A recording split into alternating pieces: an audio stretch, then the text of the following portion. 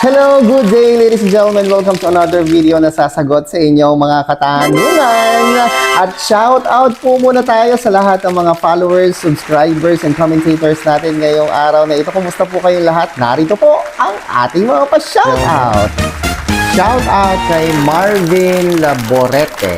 Hello sa'yo. Shout out sa'yo kay Linlin B3E, kay Aliyah, Jade Perez, kay Jeanette Peralta din, kay June Sausa, GHQ, kay June Sausa ulit, kay Jessica Bala, ayan ako. Shoutout po sa inyong lahat at sa iba pang mga commentators natin, kay Kimchi69er, kay Joan Prahinog, kay Marie Chris Namoro 7, kay Zane Basister, kay Maribeth Cabigas, kay Glenn Constantino. Shout out po sa inyo kay Lou Biñas. Kumusta kayong lahat mga kaibigan? Shout out!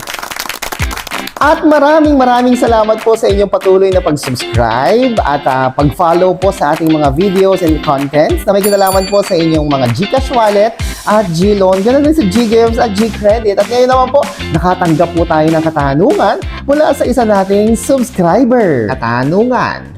Naku, Hindi po ako nakasubmit ng ticket, sir. Paano po kaya yun? Sana ay mapansin. Ito rin ang tanong, sabi pa-help po. Ito, 5 days ago, hindi din dumating ang GLoan ko. Ano po ang gagawin ko? At may tanong din dito si Joanne Prahinog.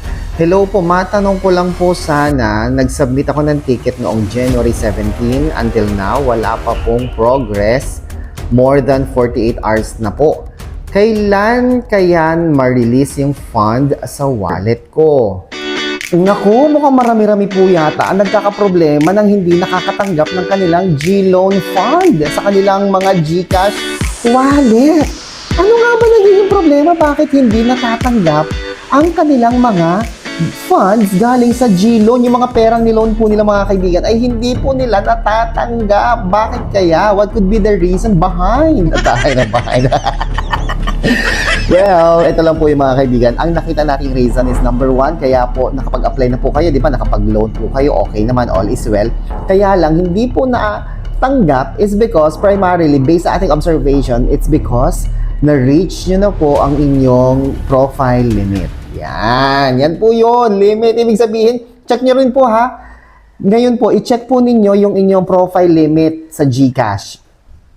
Pumunta kayo sa profile, tapos doon sa taas yung limits, makikita nyo po. Nakalagay doon kung ilan lang yung inyong monthly incoming limit. Kung nakalagay po dyan ay 100,000 at nakasagad na yan ng kulay blue, ibig sabihin shade out na. Shaded na yung buong line ng kulay blue, o kaya gray out na, ibig sabihin yan mga kaibigan, nasagad mo na ang iyong monthly incoming limit. Kapag sinabing incoming po, from the word incoming, papasok sa inyong GCash wallet. Ibig sabihin ulit, hindi kayo makakatanggap ng funds, mapa-cash in man yan o receive money kapag ka ang inyong monthly profile limit or monthly incoming limit ay puno na, max out na. Ito pong incoming limit natin ay nagre-refresh tuwing first day ng susunod na buwan. So kung ngayon po ay January 27, magre-refresh po yan ngayong darating na February 1. No? Yan. So abangan mo February 1. So ang nakikita nating reason dito mga kaibigan, kaya hindi po ninyo natanggap ang inyong GLoan fund ay dahil exceed na po kayo sa inyong monthly incoming limit. So, anong pwedeng gawin? Number 1, hintayin nyo po mag-February 1. Number 2, mag-file po kayo ng ticket case sa pamamagitan ng GCash profile. Yan, pumunta kayo sa GCash profile. Tapos, get help. Pagtapos sa get help, piliin na po ninyo yung category o yung question ninyo na nandyan mismo available sa get help section ng GCash. Makikita mo na dyan yung mga topics that has been discussed, no, yung mga kasagutan sa inyong mga katanungan. Tapos may makikita kayo dyan na submit ticket. Ano po, may makikita na po kayo dyan na profile na get help. Naka-hyperlink yan na kulay blue, no? Makikita nyo yan, scroll nyo lang po. Basta tuloy-tuloy lang kayo sa basa, magtiyaga lang po kayo. Ngayon, kung hindi kayo makapagtiyaga at wala kayong tiyaga magbasa at maghanap, ang pinakamadali pong susunod na pwede ninyong gawin ay tumawag sa 2882 ng GCash gamit ang inyong Globe or TM SIM card. Pwede bang SIM card ng iba? Yes, pwede naman po. Tumawag po kayo gamit, basta kahit kanino, kahit sino, kahit kaninong Globe or TM SIM card. Tumawag kayo sa 2882 para sa inyong mga concern and inquiries. Pero ang pag tinanong kayo ng operator talaga, pag tinanong kayo ng customer service, ano po ang inyong GCash registered number, ang sabihin ninyo, syempre, yung inyong GCash number. Hindi yung number na pinantawag ninyo. Okay po ba yun?